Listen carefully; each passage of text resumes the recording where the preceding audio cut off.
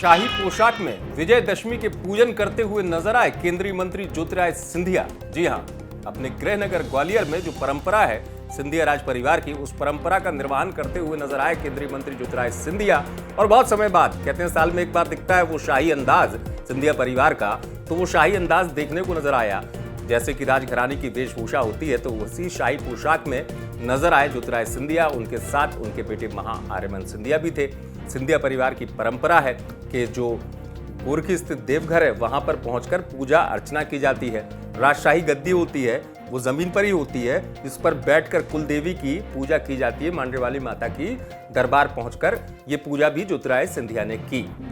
ज्योतिरादित्य सिंधिया दशहरा के मौके पर प्रतिवर्ष अपने परंपरा का निर्वहन करते हैं, जो कि सिंधिया राजघराने की परंपरा है। कुल देवी की पूजा करने की परंपरा है, साथ ही शमी पूजन की भी परंपरा है।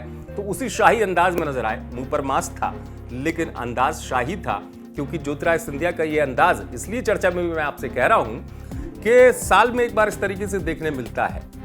और ज्योतिरादित्य सिंधिया उसी शाही अंदाज में नजर आए। लोगों को दशहरे की शुभकामनाएं भी दी।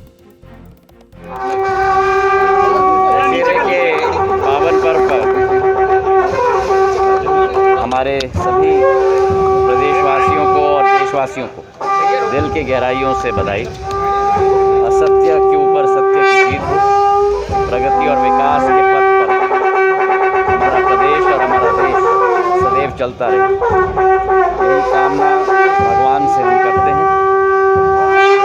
और भगवान पुरुषोत्तम मर्यादा राम के आशीर्वाद इस समूचे देश के ऊपर सदैव रहे और उनके ही दिखाए हुए रास्ते पर हम लोग चल पाएं। दशहरे की शुभकामनाएं दिल से दी ज्योतिरादित्य सिंधिया ने। जैसा मैंने आपको बताया, सिंधी राजघराने की ये परंपरा है और ये शाही अंदाज इसलिए नजर आता है कि इन दिनों की अगर आप बात करेंगे सियासत की, मध्य प्रदेश में महाराज वाली छवि से बहुत अलग नजर आते हैं ज्योतिरादित्य सिंधिया।